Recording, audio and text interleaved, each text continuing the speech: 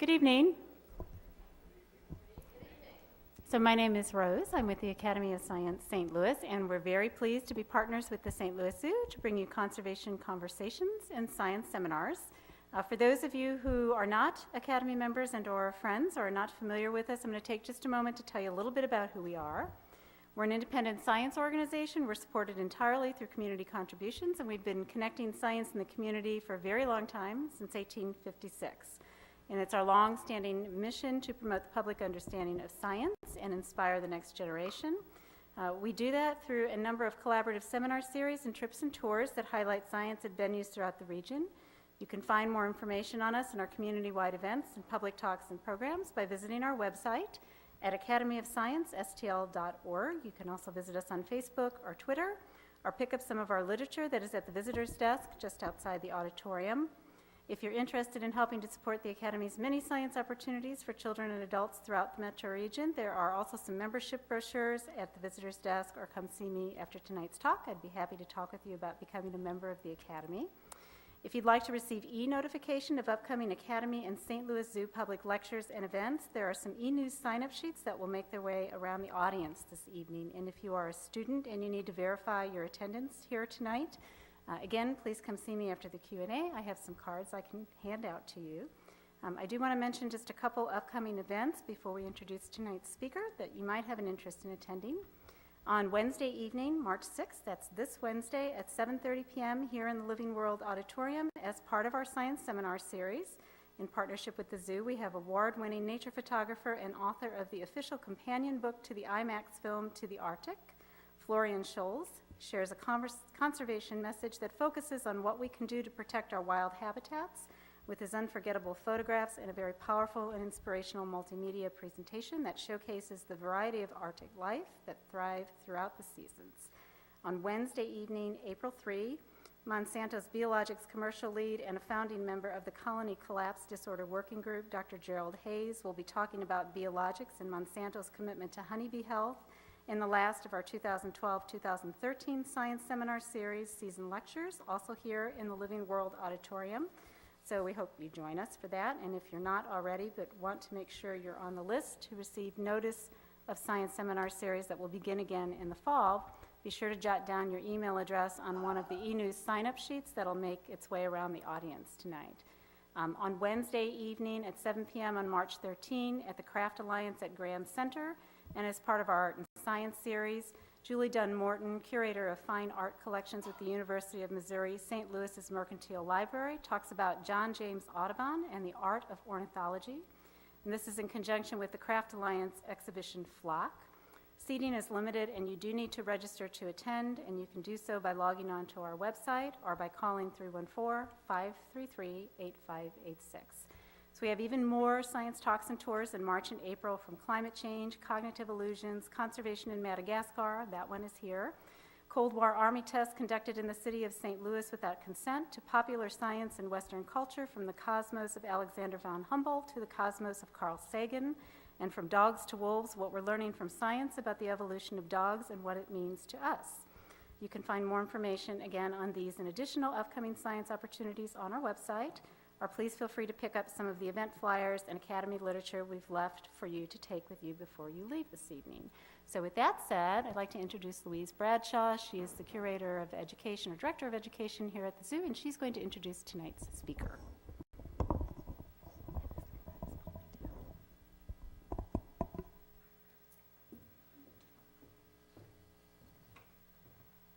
Thanks so much, Rose. And again, as Rose said, I'm Louise Bradshaw. I'm the Director of Education here.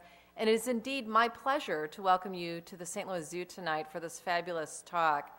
We're particularly excited to have Greg as our speaker tonight. The topic he'll be covering is something that is really fascinating to us at the St. Louis Zoo. As many of you know, we're building a brand new exhibit area for this species. This is a whole new area for us to investigate, a whole new species for us to explore and share with you. We're really excited about it. I know that there are some people in the audience who've actually been privileged enough to see these amazing dogs in the wild in Africa.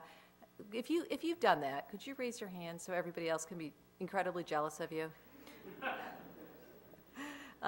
Well, Greg is going to be sharing really his lifelong passion about these dogs, talking about their problems, some of the really intriguing solutions that he's come up with.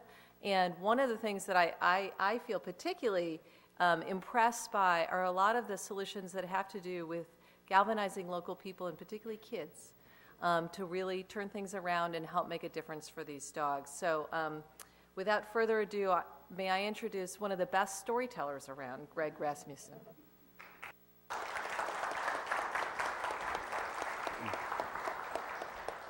Thank you for that.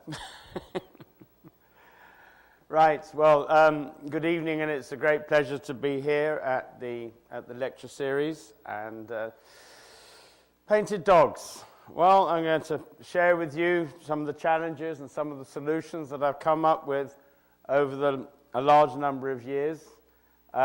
They really are the most unique species. And I was asked earlier on this evening, how on earth did you start working on painted dogs? I've actually started 24 years ago. I started working with painted dogs. And from that day on, I was hooked. I had nothing else to do that was seemingly worthwhile. And I've never regretted it. But someone said, well, how did I even get into this? There was me as a young biologist. And I was actually working on snakes. Because my childhood passion was snakes, and they were great because they used to man a great tool to terrorize my sister with when she was a teenager, particularly. There's something about teenage girls, they kind of treat their brothers really badly. And please don't. It's not nice. And anyway, the whole thing was I was working with snakes, and I'd been helping the Natural History Museum on a reptile survey. And I was sitting on the bonnet of a Land Rover, going through the bush. We were on a 3-week field survey, looking for lizards, which are about this big. And suddenly, they stopped the car, and I jumped off the bonnet, and I'm looking, where's the lizard, where's the lizard? And someone's saying, get in the car, and I'm going, where's the lizard? Get in the car! And then finally, the guy said the magic word. Now, he didn't say dogs, he said lions, because what there was a whole pride of lions on the side of the road, and I was looking for a little lizard. I kind of got a one-track mind, but it's a different kind of one-track mind, you see. So suddenly I took the hint, and I'm gone, in the car. And this story carried with me, and someone heard about it, and this was 1988, and he a guy called Josh Ginsberg, and he said, who is this guy? And he said, oh, it's Greg. Do you think he'd be interested in working with dogs? He contacted me, and I said, no. I said, I work with reptiles. He said, well, have you got a job? Do you actually earn anything with the museum? I said, no, but that doesn't matter. I said, but I've got a job offered. And anyway, long story short, when I saw my first painted dog, very quickly, I was totally hooked. The first 3 packs were kind of, one was shot by ranchers, lot was snared, another lot were hit by cars, and then that was it. I felt I could do something useful in my life for the first time, and that was the beginning of me 24 years ago. So why painted? Well, we call them painted dog because no two are the same. They are all completely random in their color. There's no species alike them. The scientific name translates as a painted wolf-like animal, and not a painted wolf, because they really are not closely related to wolves, domestic dogs, or anything else. They're incredibly unique in every single way. They've only got 4 toes on their front feet. Internally, everything about them's different. Their dentition's different. Their ears, of course, are the Mickey Mouse ears. Disney's got nothing on these guys. Mickey, and I hate to tell this to Disney every single time and say, sorry, guys. You think Mickey's got good ears, but he hasn't really. And these ears, just fun, thinking about using science. Well, what are these ears for? Why do they have such big ears? And one of my students had her master's project was, why do painted dogs have big ears? That was in Oxford. That was her Oxford thesis title. And actually, it's for cooling. And when they're running, they keep these big ears forward.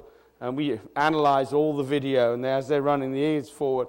And the air flow, the ears catch the air and then drive it between the skull.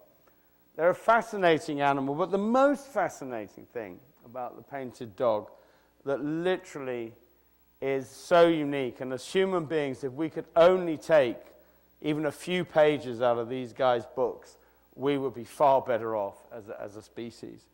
And that is their social system. They have the most unique social system anywhere on any species. They don't have fighting and war. Packs are packs. Within a pack, there is no fighting. And for example, in a pack, every single day, every dog greets every other one, and hello, hello, hello, hello, hello.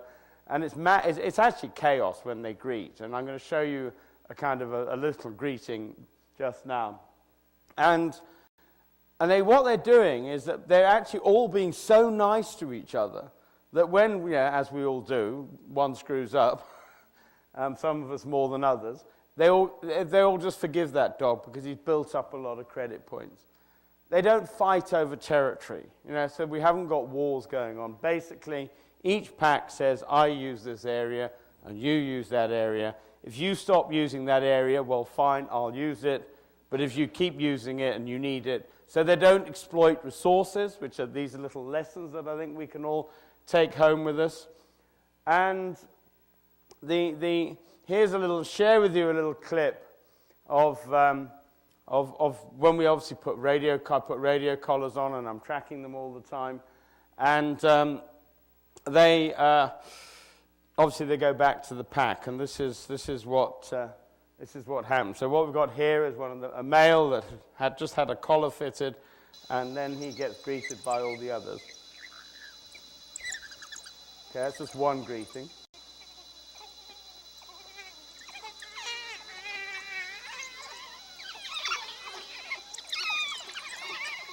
And there's more.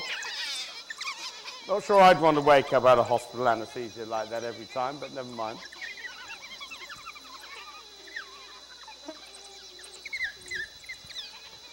You'll hear they've got a lot of high-pitched twitters and chitters. Those sounds there, they use high frequency so that when they're talking in close proximity, which then means that the other predators can't hear them talking. And when they've lost, they've got to call their famous call, which is the who call, which can be heard for a number of miles. Yes, they're a top predator. Yeah, as they're a carnivore, and they eat meat, and that's what they generally eat. Any small to large antelope, they can take anything up to about 500 pounds.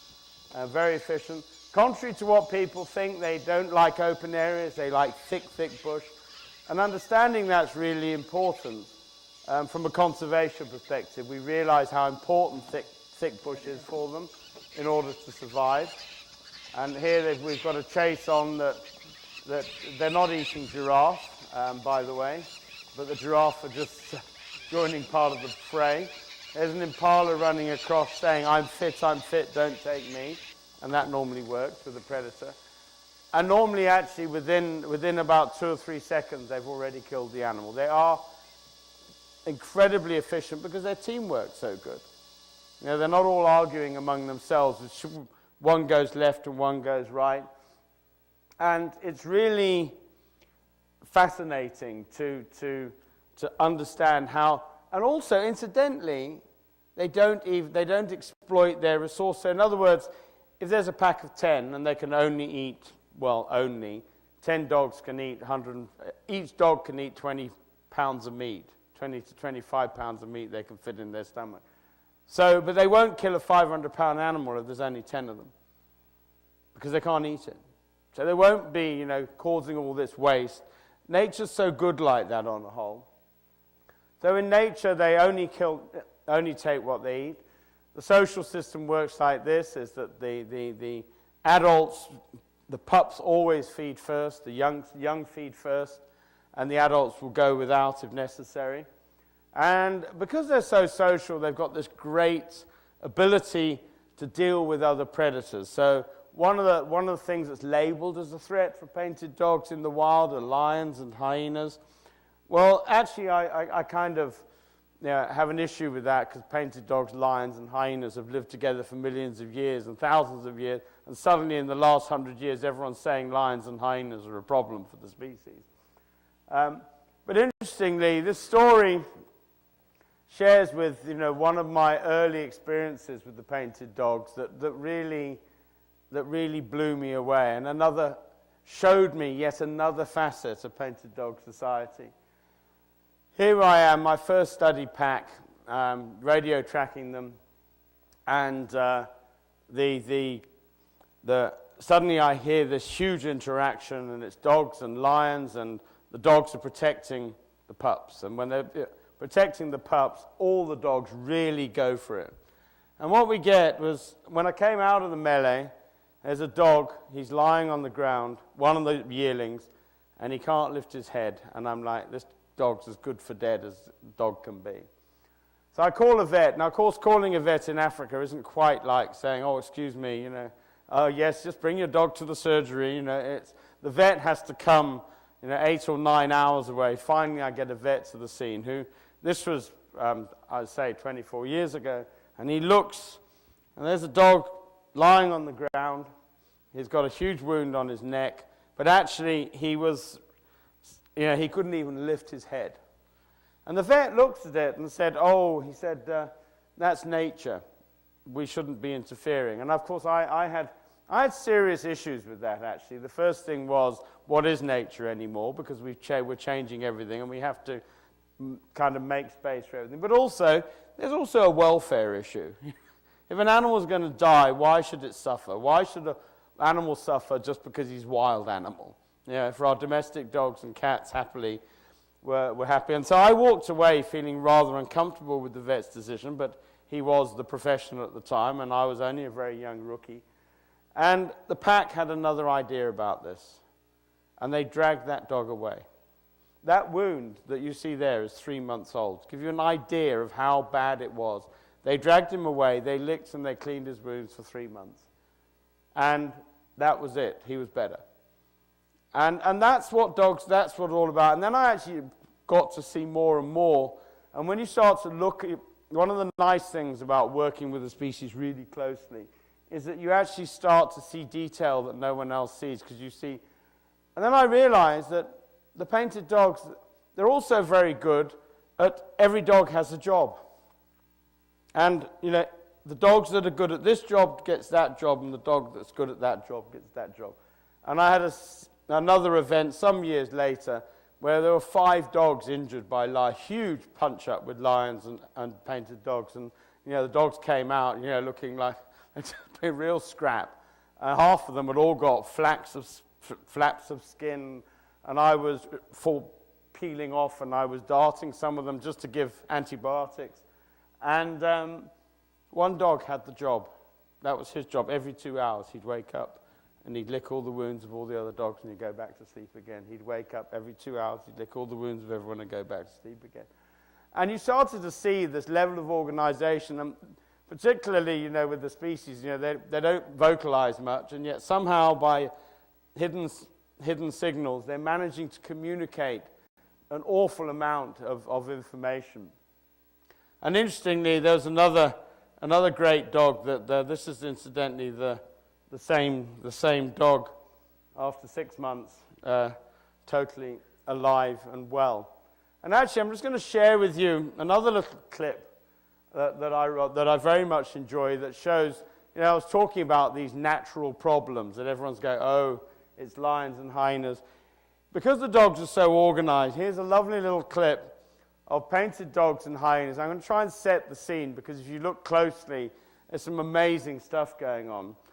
You've got a pack of dogs minding their own business. They're by a tree. They're all fast asleep, or so it looks initially. And they're all scattered around this tree, not really in sight of one another. They've got pups hiding, buried in the middle, that you don't see the pups. And hyenas come to try and cause trouble.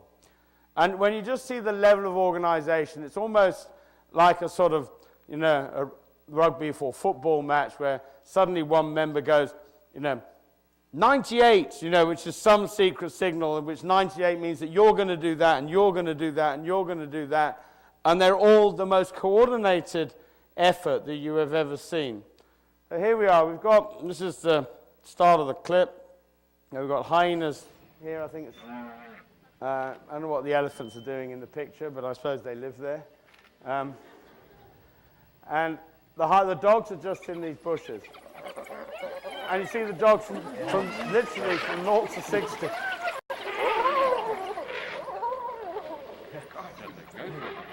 And right up until that point, there wasn't one sound from the painted dogs. Absolutely nothing. There was nothing to see, nothing to hear. The odd ear was going. No sign of... I didn't hear 98 being said, but... But actually, and the way they communicate, they're one of the hunters. They will hunt in thick bush like that, silent. There's not a sound that anyone can hear, and yet they're one of Africa's most successful predators. They're successful on about 80% of all their chases. They secure what they want. They choose very carefully, and they manage to hunt in total silence, or so we think, and yet they manage to be one of the most successful predators alive. Just as a little aside, I've just actually come back from Cameroon, and I gave a presentation to some deaf children at a school for the deaf in Cameroon. And when I started to explain to the children, obviously I had someone doing Cameroon Sign Language, how these dogs hunted and worked together, but using only body language. These kids, they were just so like, wow, and I said, you too can be successful. And these kids could see the parallel. It was also funny from my point of view, because periodically they'd all start laughing because I was gesticulating, and I had no idea what I might have been saying. And suddenly I'd see this, he doesn't know what he's saying. But, so here in nature, the painted dog is highly successful. Their social system enables them to deal with just about anything nature can throw at them. But of course, as we all know, nature's biggest problem isn't nature. Nature's biggest problem is human beings. And the painted dog, like wolves, when Europeans arrived in Africa, they started on the persecution program. And literally, wherever Europeans arrived, they started persecution programs, they started bounty schemes.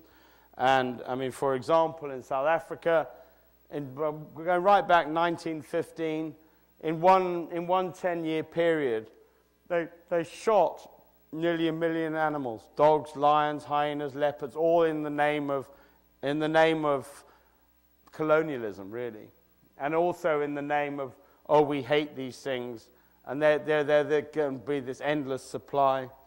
And the same was going on, for example, in one part of Zimbabwe, nearly 4,500 dogs were shot in one period. Well, there's not even 4,500 dogs left in Africa today. So one little country, more were shot in one country in a few years than actually exist on the whole continent today. And of course, these populations can't take this kind of punishing. And this was going on right throughout, this ignorance. They were being shot under any auspice, whatever. Oh, it's cattle. Oh, it's tsetse flies. Oh, it's this. Hang a hat on. Let's have an excuse to slaughter the painted dogs and the predators. And in Botswana, it was said, because we want to, our cattle industry is worth so much. Interestingly, talking about predators and cattle while I'm on the subject, when I started working with the painted dogs in Zimbabwe, the ranchers were really shooting the hell out of the dogs. And I went into the ranch land and started to try and find out what was true. Because again, that's really important. You need science, you need facts. Facts don't always solve the problems, but at least if you've got them, no one can say, you don't really know what you're talking about. And it turned out that the dogs were responsible for 1.7% of all the farmers' losses. And yet they would invest more time, effort, and energy to kill the dogs than they would actually on the biggest threat to their cattle. There were two major threats, but the biggest single threat was rubbish. Because cows, anyone who works in zoos, cows swallow plastic bags and baler twine, and one silly cow swallowed a shoe and died in that particular study. And 10 times more cows were killed by shoes, plastic bags, and baler twine than were actually the dogs killed. And yet the ranchers weren't interested in going on a clean up my farm campaign. And but that helped me interesting, because at the time the public, the general public around the ranchers, was like, oh well, whatever the ranchers say is true about the dogs. And ultimately, after a while, the public started to become informed. And an informed public is really, really important for conservation. We need to have the public understand. Because ultimately, governments anywhere in the world, if they think that that's what the public wants, they will make those changes. Why do you think politicians kiss babies all the time? It's not because they love kissing babies. It's just because they think it's going to get them a few sneaky votes. And the same was happening in Namibia. And so it's not surprisingly that now in Africa, the remnant population is not very many. We've got the red areas, and I don't know if there's a pointer here. If not, I'll go and poke my finger up here somewhere. This here is Zimbabwe. For those of you whose geography is not very good, because mine never was. It got better when I started working on painted dogs, so then it became interesting. I was thrown out of geography at school, actually, because I couldn't understand latitude and longitude and maps and things. So this is where Zimbabwe is. This is where I started my work, and this is obviously the main population. But you can see the little red blobs are not that many. And up in West Africa, where they once were, they pretty much no longer are. So, I didn't realize I'd put a slide in doing my job for me. I didn't need to go up there, because that's where Zimbabwe is. And it's very, very important. But, with the background, because when I started, as I said, the first 3 packs wiped out by cars, snares. Natural causes weren't featuring it. Yes, I'd had the odd pack rumbled on by lions and chased by hyenas, but the dogs themselves had dealt with it. They're very good at, as I say, dealing with all those issues. And in fact, before I move a little more into the conservation program and how we try to translate some of that information into action, I just have to share with you, I've got a cracking story about how the dogs are great at finding every dog has a job. And I had one dog in one pack. He was always lost. You'd almost like, are you really a dog? Do you really know what you're doing? And actually, he didn't, And I called him Magellan because he was always lost, and I'd been donated 2 GPSs that didn't work, so I figured that the GPSs and the dogs were about as good as each other. This particular dog. And the final thing, one day I'm looking at Magellan. He was always late for the hunts, and the dogs had killed something, and he'd arrive, where have you all been? Where have you all been? And they'd eaten everything. But that's the beauty about painted dogs. He'd go to every one, and they'd all share. They'd all give him regurgitate a bit of food, because he was late again. And yet one day, the whole pack's chasing a 500-pound kudu bull from left to right. And Magellan comes from right to left, and he's chasing a little hare. And I'm like, Guy, you've really lost it. You don't really belong in this pack.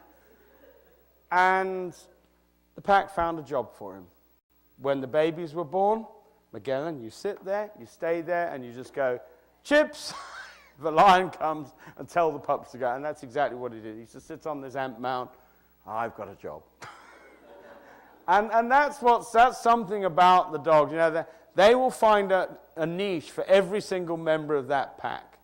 And that's what really, they're so good at that. But, because of human pressure They are highly endangered. The fact that, the slaughter that went on leaves serious marks on a population. You don't take a population, don't reduce a population from probably 750,000 to less than a few thousand, and then expect there's no repercussions. And in fact, another side of research that I'm going to be published, we've even shown that it impacted on the skulls, the shape of the skulls, because they become inbred, and the same they had, of course, with the Florida panther and some of those cases that are worth understanding. This is the who call.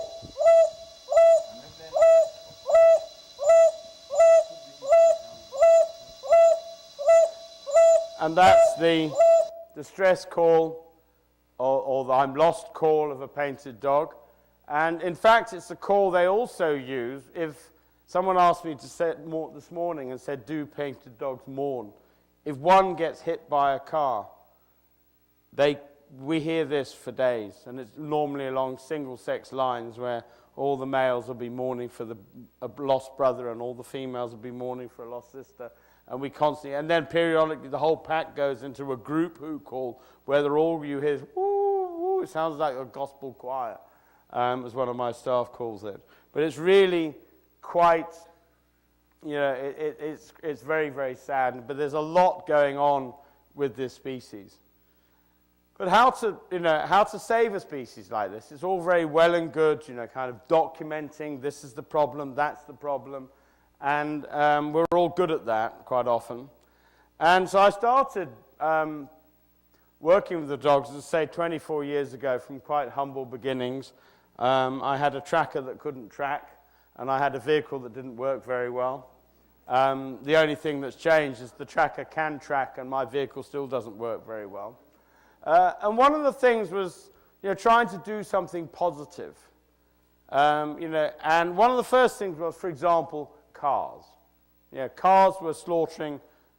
My first pack was wiped out by cars, and the alpha male was killed, and that was the end of the pack, because suddenly, the breadwinner was, the king, one of the kingpins, the alpha pair.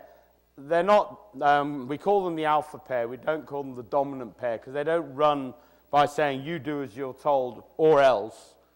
The alpha dog is really the alpha male or the alpha. They're just true leaders, and all the others follow them because they know this is a bright dog who knows where we're going. And so if one of the alphas gets killed, and normally in the wild, of course, nothing will kill an alpha except human beings.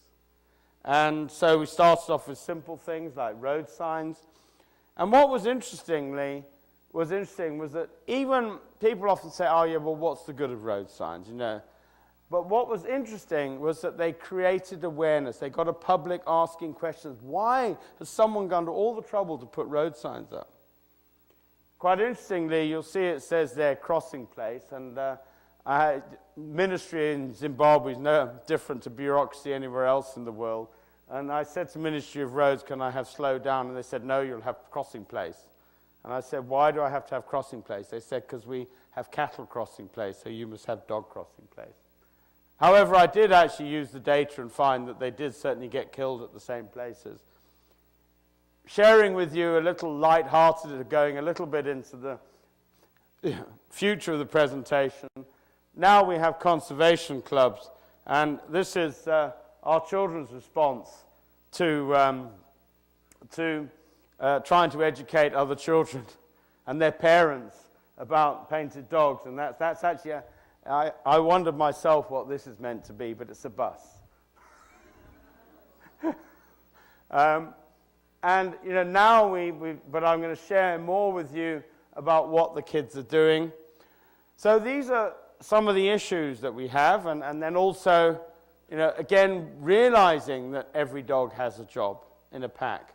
And really, losing a pack member is a bit like you losing your thumb. It really is that bad, or an arm, depending on who the pack member is. And so by anything we could do to help painted dogs, if, for example, they were snared, and these were all the early issues I had to deal with. I had to deal with painted dogs, they're caught in snares. By the way, the snares, the traps are not set deliberately for the dogs. They're actually set for bushmeat, and then, of course, the dogs get caught as an innocent bycatch. And then, but the result's the same. They get a snare around their neck. That dog lives. But again, response to that, 20-something years ago, I designed a collar for painted dogs. Now, it's really sad, but, these dogs have got to live in the modern world, and I just feel pretty bad about, if they're in a high snaring area, the fact that I'd have to try and catch every single dog and stick a bangle around his neck. But when you look at it, this is got a stainless steel plate, and these actually hold the snare. That's a picture of a collar where the dog went into the snare. The collar's damaged, but the dog was fine. Well, I don't care, $500, $600 to save a painted dog. How do you put a value on an endangered species? And it was these kind of understandings that really helped us. And we're still actually working on trying to even improve these collars further. It's an ongoing process. But what's really important also, I'm going to share with you a little bit now just about how important understanding is, and some of the bigger pictures as well. Because people often say, well, why do you collar? What are you collaring? What sort of information are you trying to get? And at the moment, I'm just going to share with you a very current story of one of a dog that, because what I'm working on at the moment is understanding, is trying to get governments to work together, Zimbabwe, Mozambique, Zambia. And at the moment, because painted dogs walk across international boundaries.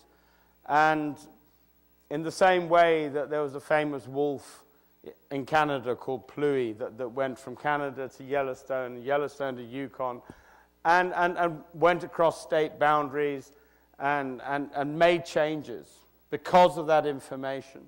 I've just started embarking on a program where I'm starting to raise money because now we have satellite collars. They're brutally expensive. They're about $4,500 a pop.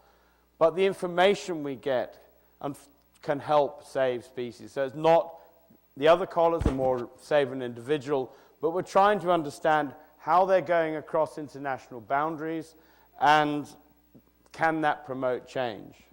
Have we got and we've recently had a dog, his name's Cochise, he's not Pluie, but he's like a Pluie. He's in a very short space of time has helped us already get change, small change.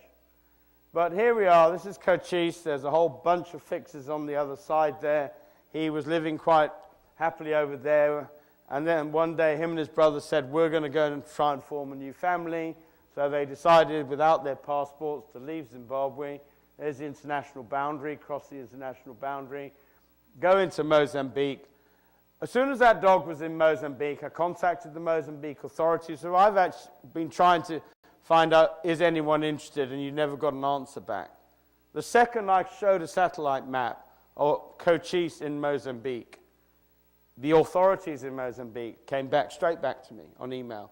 Oh, right, this is really interesting, can you keep us informed? And I'm like, now we're getting somewhere. And I'd actually been trying to get somewhere and getting absolutely nowhere. And okay, then I said, oh, the dog's died. And then they said, oh, well, how can we help? But also more, give you an idea about the importance of people say, well, has that told us anything? Well, first of all, Cochise has acted as our ambassador between Zimbabwe and Mozambique for conservation purposes. But equally, and we're going to be collaring as many dogs as we can in different areas to see where they go, but also see where are safe areas. Because, for example, we do things like overlays and looking at the human footprint, and you can see what was going on in that area where he died. Well, we've done a red is human overlay. So we can begin to see that there are areas up there where we need to target conservation, but we wouldn't have known about it. So just to share with you some of the things that we're doing and why.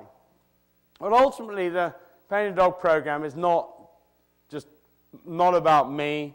It's about painted dogs. It's about long-term survival of painted dogs and developing local Zimbabweans, local Africans, getting them involved with their animals. And it all comes through. You know, these are all some of my staff. Painted Dog Conservation, as I say, started with a one-man band. It's now 54 staff, which in Africa, just think about it, every member of staff is supporting 10 or 20 other people. So you're actually having a huge impact. We're having an impact. We employ anti-poaching units and collect millions and millions of snares. Actually, those numbers there are way out of date now. 12,000 is nothing, because that actually was done in about 2004. We collect about 3,000 or 5,000 snares a year. And just to give you an idea, 10% of snares will kill an animal. Not necessarily a painted dog, but 10% of those snares will kill an animal. So 5,000 snares is 500 animals that you've saved, full stop.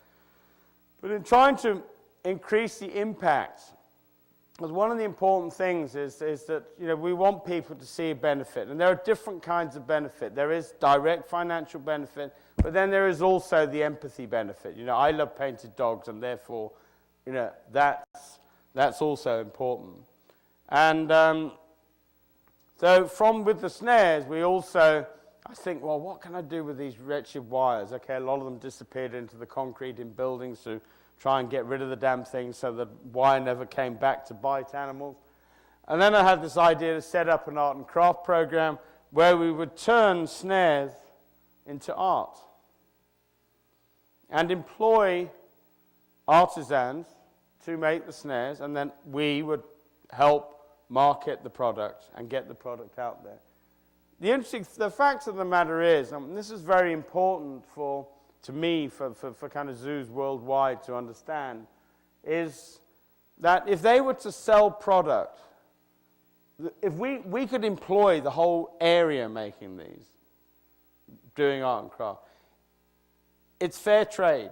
And okay, there are some scammers around saying we're doing fair trade and they're not, but it's fair trade. That is really helping conservation. Because we have, I said I've got 50-something staff, we've got 100 artisans making product. And they're all getting a job by turning snares and craft. And we market these snares and everything. Worldwide, we try to maximize on them. Some of them end up in places as prestigious as Christie's, the auction house in London. At that particular event, someone tried to turn me into a werewolf. But that was when I was on my crutches following a plane crash that some of you may know, some people do at least know about. But what's really important was the work with the children. And when I started, I realized, you know, the children, they lived right next to a national park, and they never got to see animals. And no one ever told them anything about animals. And in the same way that I certainly know for sure in England, a lot of children don't make a connection between a packet of milk and a cow. It's really sad. But no one ever exposed them to it. So, you know, there was no conservation club where you can, you know, highlight the problems of painted dogs with your little homemade bus and your carved painted dog, and started to take conservation into schools. But what I realized in those early days was that I used to go out to schools. I'd do my dog and pony show. We used to have it would be great fun though. I used to have an old Land Rover, and I'd get there and we'd use the battery to charge an inverter, and by the time I was finished, the battery was flat. And then I'd have 50 or 60 school kids all pushing my truck to get it to go again, through the sand to get rid of me. And I used to work with those schools, and I used to hand out incentives, you know, how many painted dogs are there, and someone will get the answer, and they get a pencil or something like that. And then I realized that the kids were just handing on the answers from school to school to school. But there was no empathy. It was just like, when that guy comes, the answer to how many dogs are in Africa is 4,000, okay? So I'd say, oh, how many dogs are there? 4,000. What? How did you know that? And what I realized, of course, was that I wasn't leaving behind empathy. It was fun. They were fun days. But I then had this vision, and I realized that it was really important to get kids really motivated, to get them involved. Empathy was the key.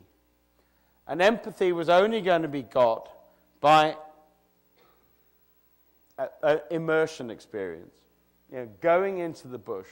And we built a bush camp. And this bush camp has been the most successful program almost of all the programs I've done. I think that in terms of lasting conservation for painted dogs in Zimbabwe, this bush camp is the biggest single factor.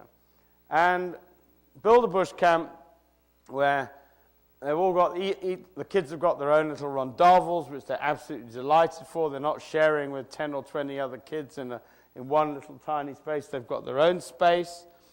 We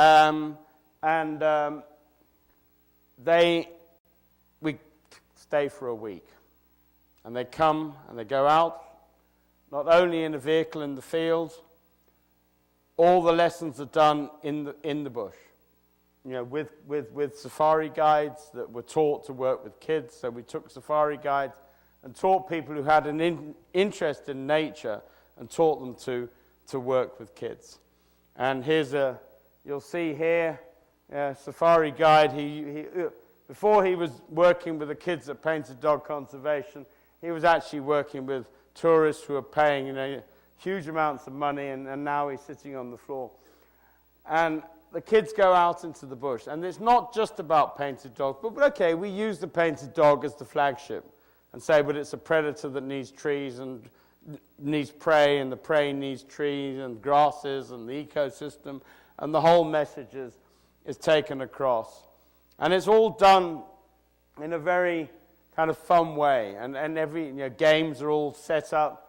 In fact, one of the games and that stood the test of time that they absolutely love is we radio that when the kids arrive, 50 kids will arrive, and they're split up into packs, of course. What else would they be? And each pack of kids has got its own leader and a safari guide. And you'll collar one pack, radio collar one, give them a radio collar, and then the other pack has the radio. So there we've got the researchers and the animal. And the one pack goes and hides with this radio collar. And it's then that I realized that kids in Africa are no different to kids anywhere else in the world. Because 9 times out of 10, here they are coming out, 9 times out of 10, they all go and hide in the toilet. But this is where the real fun of this is, if you haven't spotted it, is that these boys think this is the best in the world because it's the girls' toilet. But this has got huge.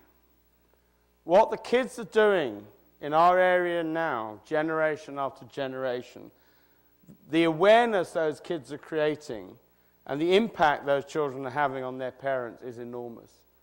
And we're getting a whole change. Children hear that there's an animal in a snare. When they come back from this bush camp, for the first time in their life, they go and explore. And they go and suddenly find, that's interesting, that beetle or that bit of grass. And they're literally, they just become, and everyone bonds with some animal when they're out there. And some are interested in trees, and some are interested in painted dogs, and some are interested in baboons that they find dead funny. But ultimately, at the end of the day, it creates a huge amount of empathy.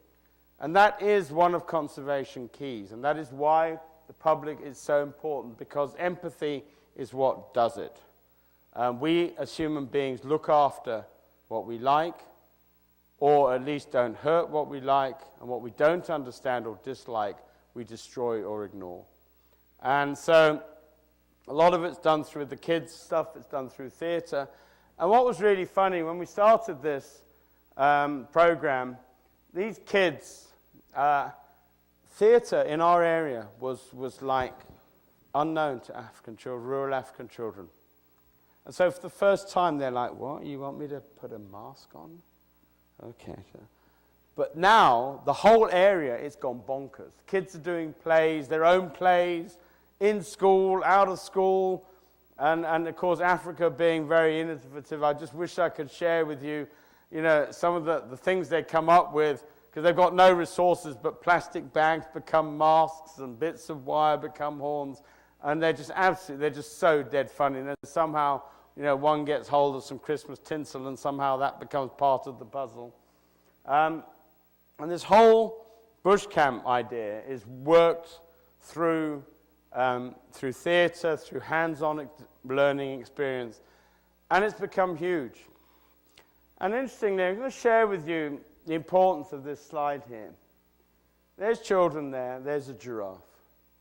When I first started this bush camp program, which started in 2004, and we have about 1,000 children a year come through. If I said to those children before they went out, handed them a piece of paper and say, draw me a giraffe, they'd hand that piece of paper back blank. Not because they couldn't draw, but because they had no mental image of what a giraffe might look like. Now, if you're at that level, ultimately, conservation's doomed. If later on that child's an adult and I say, I'm supporting, will you give me some money to support giraffe conservation? Giraffe? What's that? It's a non-entity in my mind. And these kids really bond. We get the parents come. And it really leaves these kids are left with something that they take with them for the rest of their life. And they don't all have to be a conservation biologist when they grow up. They just have to be, everyone's can be a conservationist. A conservationist is someone who cares. That's all a conservationist is. It doesn't have to be, I'm a smart ecologist to be a conservationist. A conservationist is someone that cares. And here is just a little clip of the kids. They get to see the dogs in our rehab facility. We have a 70-acre enclosure for our dogs. And the kids think they've gone into the secret forest. Just 1 week for these children is life-changing. It's like they've gone to heaven. And in fact, it's such a thing in the whole area that these children, they're all grade 6 that come through. And you see, we don't have zebra painted cars. They're all our trucks painted like a painted dog. But these children come all in grade 6, so we're automatically screening 22 schools in the whole area, right around the park. They're all going through.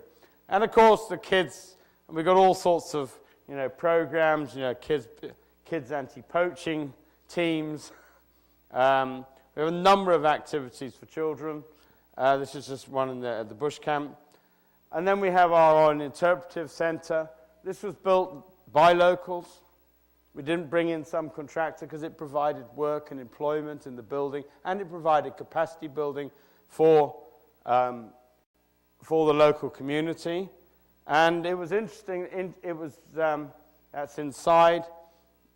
Give you an idea of the scale. That's a life-size elephant in there. It's huge.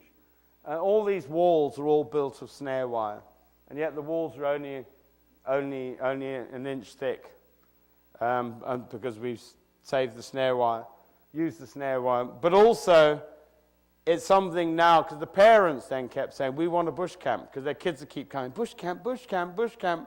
And the parents said, can we have a bush camp? And we said, no, you can't, but you can come one day in the week, and at the end of the week, you can come to the bush camp. And of course, we were going to then you can join your kids doing their theatre, and we have a parents' day every bush camp where the parents of those children can come and see what those children have learned, but the parents themselves obviously have to go through their own little learning procedure. And it's really been huge. But ultimately, good conservation is basically hitting at all levels. So we're hitting at anti-poaching. We've been hitting at a ministry level. We're getting public support. The children are the future. They will be the future conservation. And the more they understand. And you have to just say, what has all this? And conservation, what we have to know, is a long-term thing. And unfortunately, politicians and the rest, everyone wants something, if I do this. No, conservation is a very long time. I started in 1989, and when I started, the only painted dogs in Zimbabwe that were breeding were in those green areas on that map, and all the rest, they occasionally went in there and they were shot and killed very, very quickly. And slowly but surely, the public changed, and then we got them, they were living in those other areas, but they weren't getting shot and killed. And then some of them were even breeding. And then we got an expansion of painted dogs way outside the national parks because people started to leave them alone. The ranchers stopped shooting a number of the dogs. And the public were saying to the ranchers, we don't buy into your argument anymore. You know, you're not the big mouth of wildlife.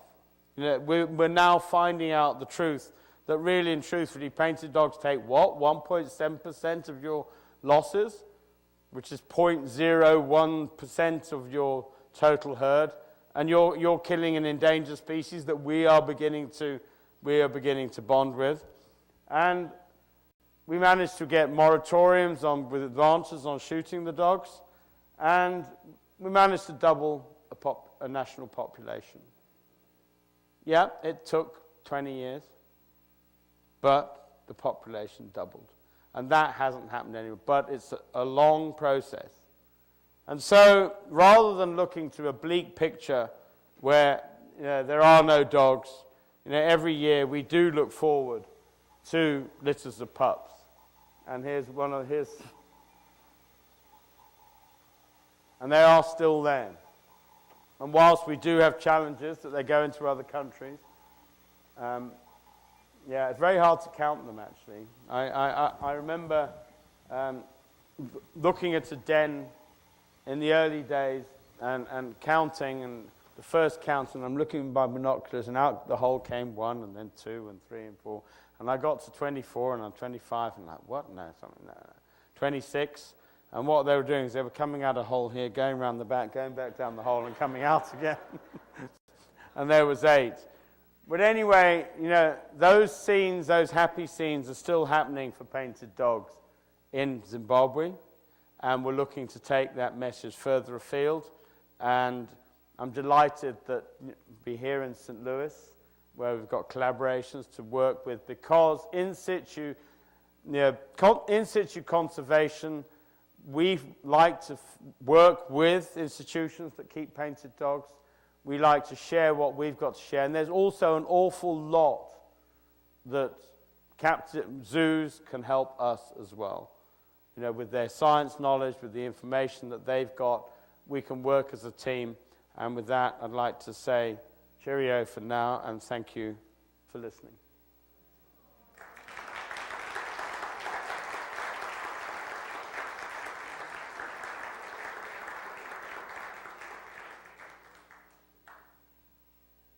Any questions? Oh, right. We'll start at the front and sort of, yes. What are interactions like between the painted dogs and humans? Interactions between painted dogs and humans. Well, interestingly, there is no record in the wild of a painted dog ever attacking man. And interestingly, however, for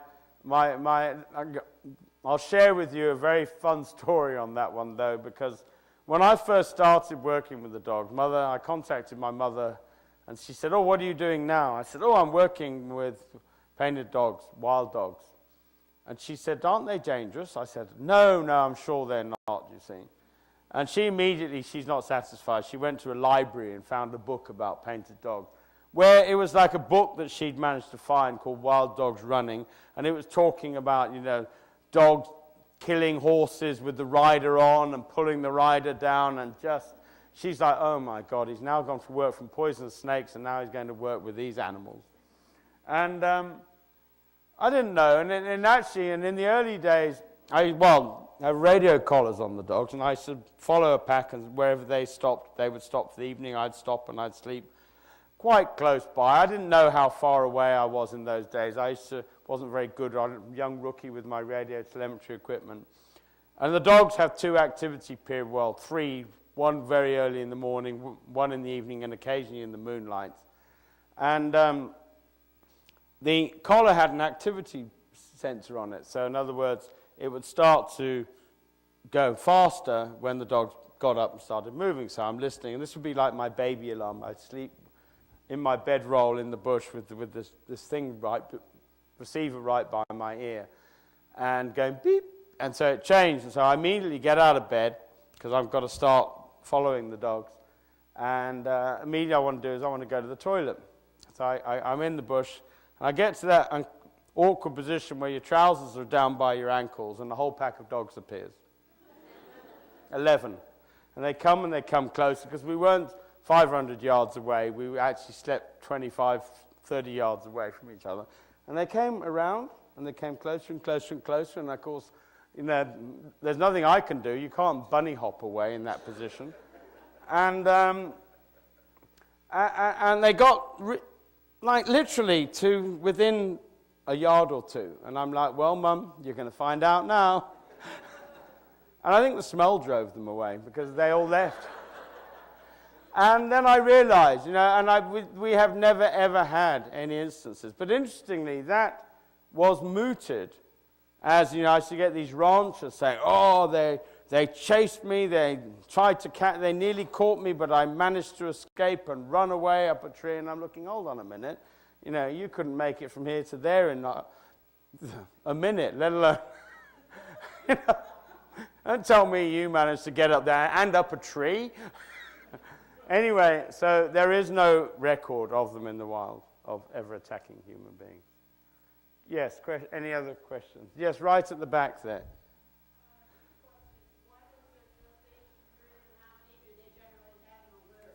Right, the question is, what is the gestation period and how many do they have in a litter? 9 weeks is the gestation period.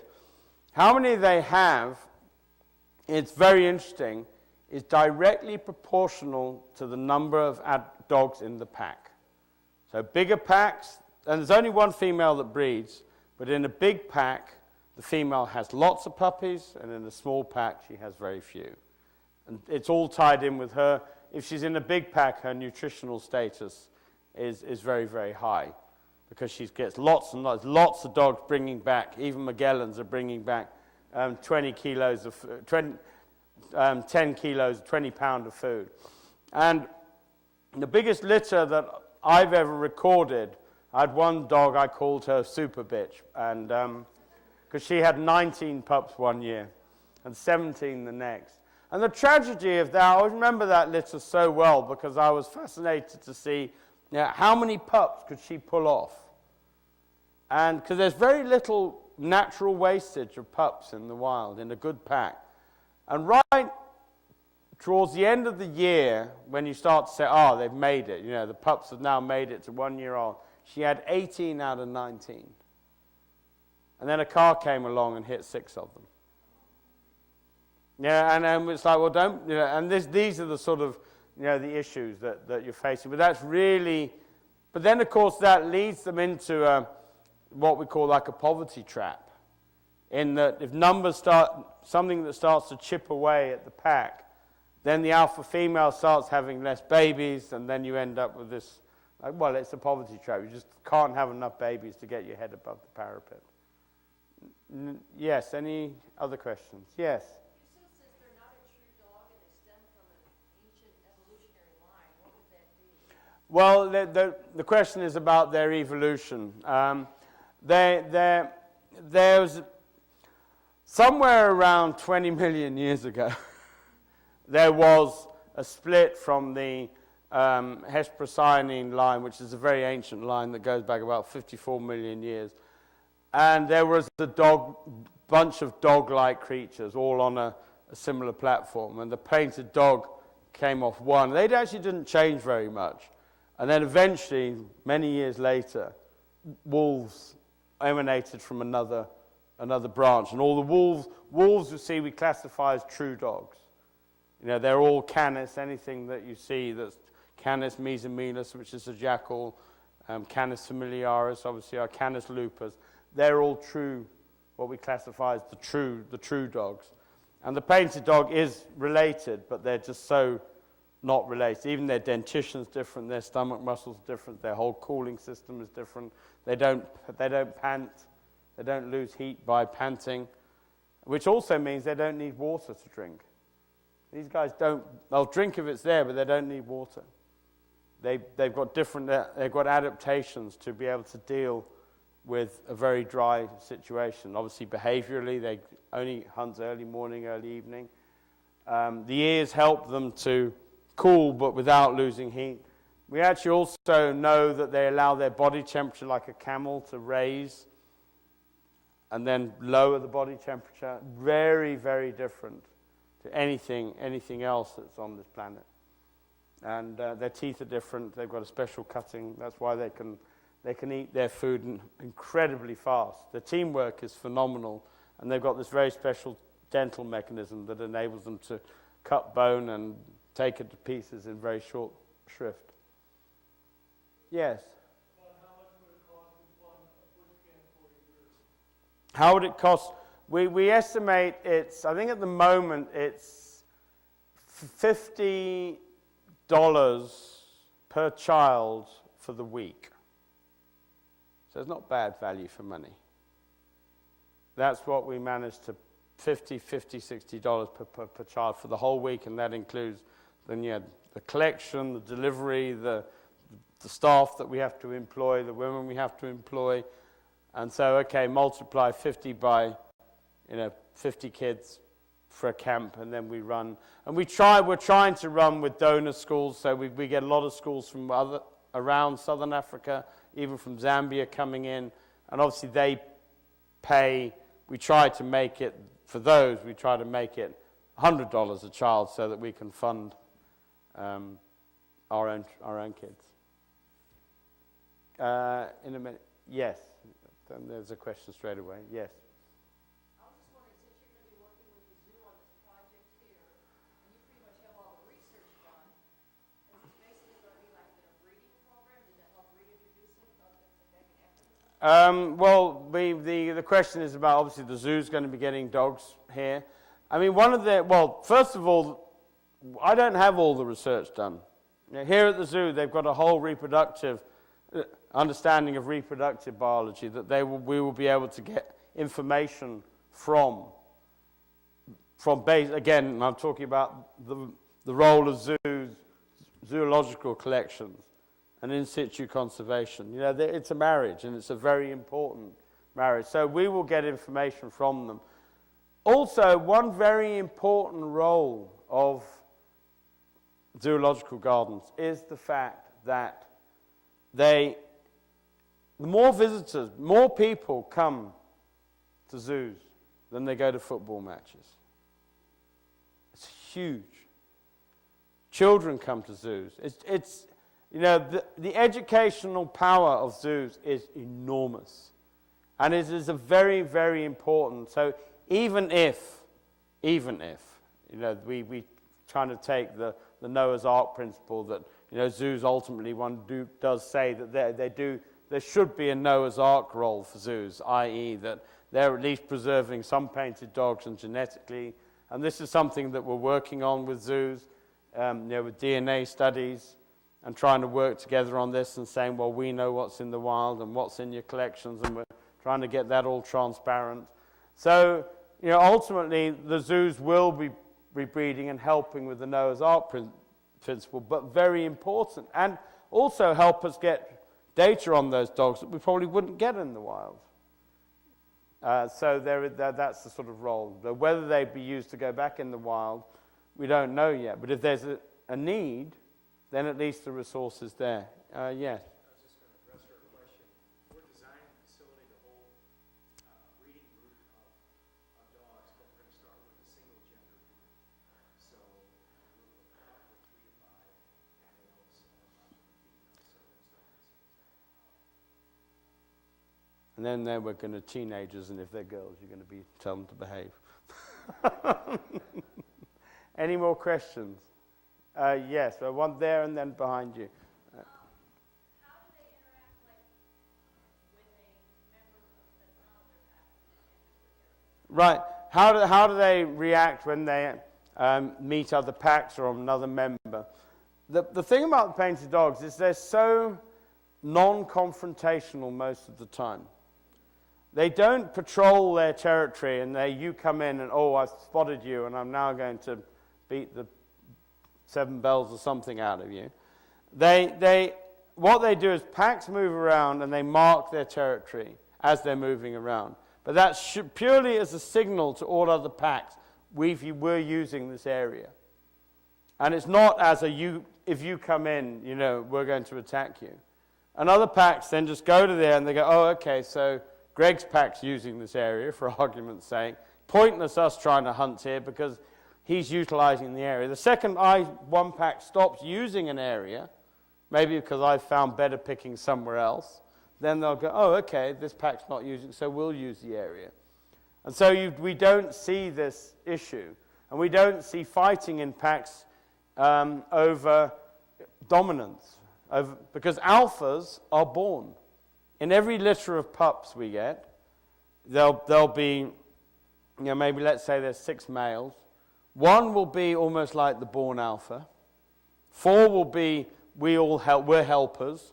And there'll be 1 Magellan in every lot, And you get these alpha, betas, and gammas, as we call them. And the alphas, all the other members of the pack, all the other brothers of that dog will know that dog is our leader. There's no contests going on, no, oh, well, let's fight for leadership. No, everyone says, this is the brightest animal. This is the one that's going to lead us through thick and thin. We'll back him. And it's a fascinating society, and if only we, as human beings, I keep saying, could learn a few simple lessons, we'd be a long way. If wars could stop, oh my God, what a dream. Yes, next question behind, I think there was.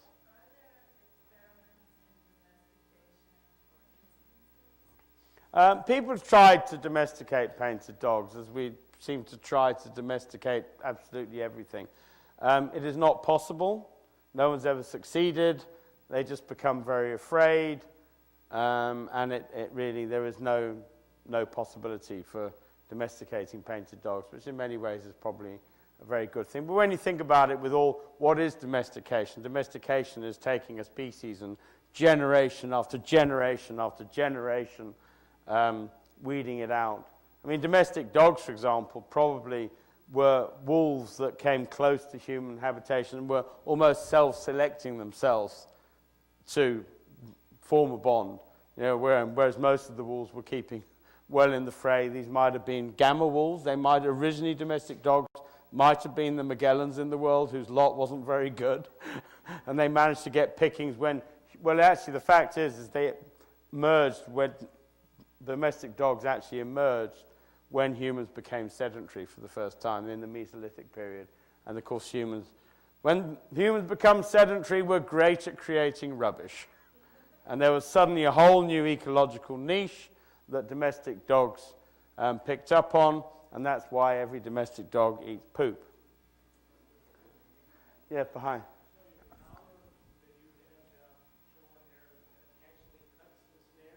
No, it just literally stops it breaking the windpipe. But what actually happens also, though, is that depending on what the wire is made of, if a wire gets kinked and then it's twisted and kinked and twisted and kinked with the dog struggling, that it breaks. So depending, normally about 5 out of 6 times, the wire actually breaks itself. And okay, we can have a situation where the animal's tethered to a tree, but at least his windpipe's not cut. And then that's the whole thing about constant monitoring of some of these packs, where we're always, one of my members of staff, he's going in the areas where we know that poaching's a problem. We use the interaction. We know what area the dogs are going because of the collars, and therefore we can then deploy our anti-poaching units into those areas. Now there was another question. Yes?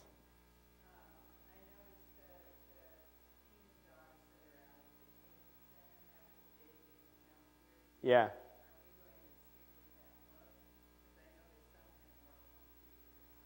Yeah, no, most of them have. The big Mickey Mouse is what they should look like. That's the normal, that's what they're born with. That's how they should look. Any other questions? Yes.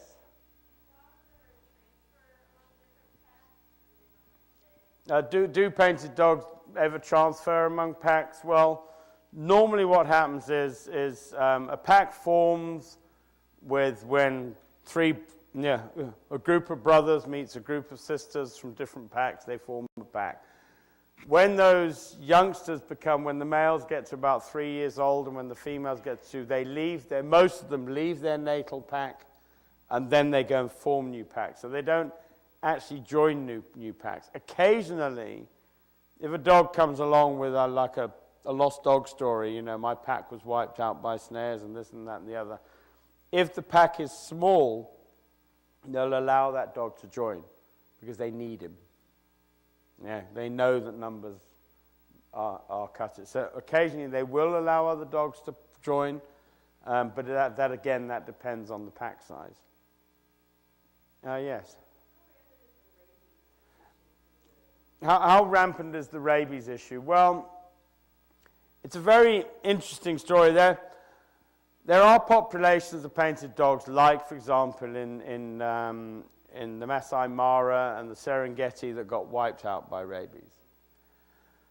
Or rabies or distemper, some of it was definitely passive rabies. But what is interesting, and that led to the conclusion that painted dogs were very vulnerable to disease, maybe highly sensitive, in the same sort of way that we know that gorillas get common flu and out they go like lights because they've got no exposure to it.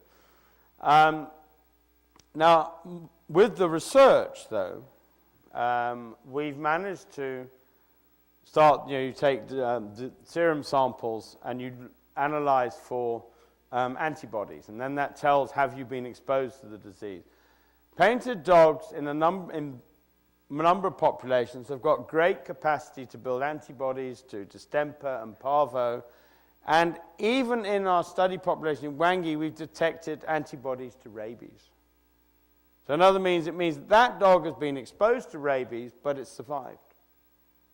So we're quite convinced now there is a genetic predisposition in some individuals in populations to be able to survive these attacks. And interestingly, where we've had disease problems, coincidentally or perhaps not coincidentally, we've also known those populations have been the ones that have been inbred due to isolation. And so whether it's a coincidence or whether it's a cause and effect, I suspect that it's a cause and effect, that when populations become isolated, they become genetically weak, and then they're vulnerable to the disease, and they haven't got the capacity to cope with disease. Yes? Ideal size for a pack is, because obviously there comes a point where there's too many mouths to feed, and I worked this one out. It's about 12 adults with all their supporting pups. So about 20, 12 adults and 10 or 12 pups. So about 20 including pups, 12 without. Otherwise, too many, then it gets that the cost, there are too many mouths to feed, and then it gets too hard to feed them. So about 12. That's the perfect size. No, you might be lucky. I mean, it's great when if zoos manage to build a nice big pack, it's phenomenal. They do eat a lot, though. I'll tell you that. You need to find quite a lot of cows to feed them. The pups, incidentally, eat at the age of about 6 weeks. Eat 2 pounds of meat per pup per day, and when they get to 18, 24 weeks, they're eating 10 pounds of meat per pup per day. And then they stop eating. Well, not stop completely, but then they go back to about 3 or 4 pounds of meat a day. Because their growth plates close at 24 weeks. By 6 months, they're fully grown, the growth plates are closed, and whatever leg length they are, that's what they stay at. So if they're stunted as pups, if they don't get enough food as pups in the wild, they're going to struggle. Yes, at the back there. What's the life expectancy of a painted dog? Well, we kind of break it down to 2 life expectancies. There will be the life expectancy that one would expect without human beings involved, and the one with humans, because an awful lot of them get wiped out really early on. But the oldest dog ever recorded was a dog that I studied, and I started to study this dog. I saw this dog for the first time, and he was alpha male, so I assumed he was 3, but I put him 3 years old, minimum 3, but I put him down as 2 to be on the safe side. And this dog, I called him Bigfoot because all I ever saw, he was living in the farmland, and all I ever saw were these enormous footprints. He was the biggest dog I'd ever seen to this day, when I finally did see him. And after 3 years of tracking this dog, I finally saw him for the first time, because I made a deal with the ranchers that I'll catch the pack. I'll move them after 3 years. I said, but give me 3 years to do the study. Don't shoot them, or mess the whole thing up.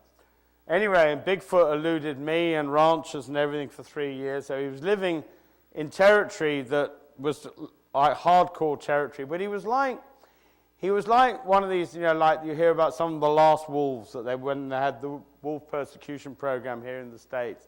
And there was the odd wolf where there were trappers out. There was every damn man and his gun out were trying to kill this wolf, and he was going, pfft. And Bigfoot was one of those. He also did the same to me. So finally, after 3 years, I have got a year's grace, managed to catch him and the family, to move them into an area out of the farmland, supposedly for his safety. Well, Bigfoot, on the very first day, escaped from his enclosure 500 miles away, and 2 weeks later, he was back where I caught him. So he then went back, built up a whole new family. I lived in the farmland, and he was there until he was at least 13 years old. And, clearly one of those. And that's an alpha, and he was still alpha male. That's what it is. That's what an alpha, these alphas are born. And these dogs outside the national parks, they're really important animals. They're the ones that keep the species alive. So he's the oldest ever. But, a lot of the dogs don't live very long. And, it's, people don't see, I talked about, the subtle problems of, for example, you kill one dog, automatically there's 2 pups that aren't getting food, for argument's sake. The same we were having when we were having the expanding painted dog population, because the human pressure was so great that even if a female managed to have a litter, she'd only have 1 litter, and then the pack was being wiped out. And we suddenly ended up with a whole population full of males. And why? The reason why was that the female's first litter, nature's built it in, that the first litter is nearly all male. So, and the second litter is 50-50, and then the third litter, she has more females, and then she has even more females. So at the end of her life, nearly all females are born. So you can imagine again how we had all this huge sex skewing, just total mess. The female has 1 litter, she dies, but there's males out there. And then we ended up with a population of all males for a while. So it's really just to share with you some of the problems where you face. But understanding them is also really important, because you can't solve problems if you don't understand them. Any more questions? Yes. Why, other than ranchers trying to supposedly protect their land or their animals, why else would somebody be poaching or actually poaching them? Oh, they're not. Why is someone else poaching the dog? They're not poaching the dogs deliberately. The dogs are an innocent bycatch of the poachers setting snares for the prey animals, for the antelope species, for the kudu, the duikers, the impalas. And the dogs are following the same game trails, looking for the same animals, and they get caught accidentally in those snares. But the result's the same, you die. So the same way like dolphins get caught in nets that are set for mackerel and everything else. Any other questions? Well, oh, right, yes? They're about the same height as a good-sized German Shepherd.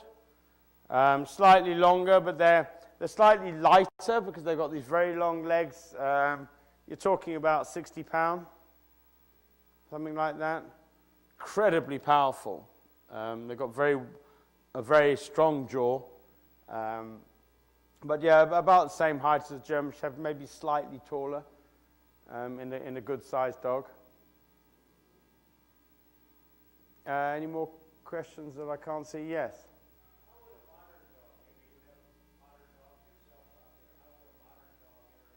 How do domestic dogs interact with a painted dog? Very interestingly, the two species don't even recognize the existence of one another. Really, really weird. And in fact, it was one of the things that the ranchers used to hate. They all had their big bruiser of a dog that they think that they could throw out the truck that was going to savage the. They used to take no notice of them. And interestingly, and to give you an idea, I was asked earlier on about the evolution and how far apart are they, and how some years ago Munich Zoo had two males, and one of them died. And obviously, painted dog being a social animal, they hate. You don't want a dog on his own. I mean, that's almost cruelty. And so I had a student working with me, and who was in the area, and I said, well, maybe just out of interest, let's see if we put a German Shepherd in the enclosure as at least as a companion dog. And they put a German Shepherd female in the enclosure with the painted dog male. And those two dogs, they ignored each other. It was like, you don't even exist. And even when she came on heat into estrus cycle, the male showed no sign of even. So that gives you an idea how even all signals like that were just so far removed. He didn't even recognize that she was on heat. And that's why it goes back to the question that in terms of evolution, they really are miles apart. And certainly, genetically, painted dogs are about as closely related to domestic dogs as we are to baboons. We're more closely related to chimps and gorillas than these guys are to domestic dogs. So the wild dog just ignored the domestic dog? Completely.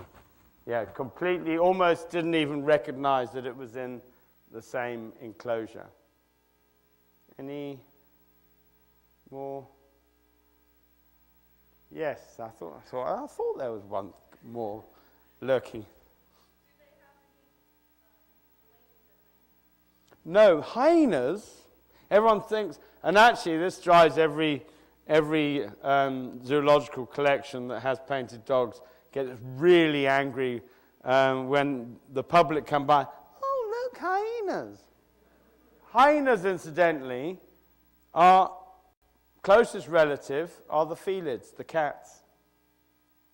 54 million years ago, there was a line, the felid line came off, and hyenas came off that. So they're cats. That's about as clear. That's a surprise for most, but it's a fact. Any more questions? Yep. What's my prognosis for the survival? Well, in many ways, it's a hell of a lot better than it was 20 years ago. We've still got challenges. It's benefited the species a lot that the public is aware of their plight. It's benefited the species a lot because there are a lot more people that care about painted dogs today than ever did. And that is very, very crucial. We do have challenges, obviously. The increasing human footprint is something that we've got to constantly fight against, because ultimately, if there's no habitat, there's no habitat. And that's why we're now mapping the human footprint, and we're going to try and get into some of the, identify using the collars, identify the areas. Where are these dogs going? Where is their trouble? And seeing what we can do. But yes, overall, the prognosis is a hell of a lot better than it was before. And okay, for example, I've been doing work up in Cameroon where I did a survey and found out that actually that the hunters in the hunting concessions had just shot all the dogs out because they said they were eating the animals they wanted to shoot. But at least the Cameroon authorities said, well, how can we get them back? Because the habitat's still there, and that's a great thing. And I've actually been up there now. And Cameroon is now raising money to build a bush camp, and they built their first rondel, the first house as a starting point. So ultimately, there is hope, and it's a hell of a lot better than it ever was before. Right. Yeah. Yeah, I've worked beating the drum for many years, and I'll carry on till I'm at least 13 in dog years. Right. Okay. I think that's it.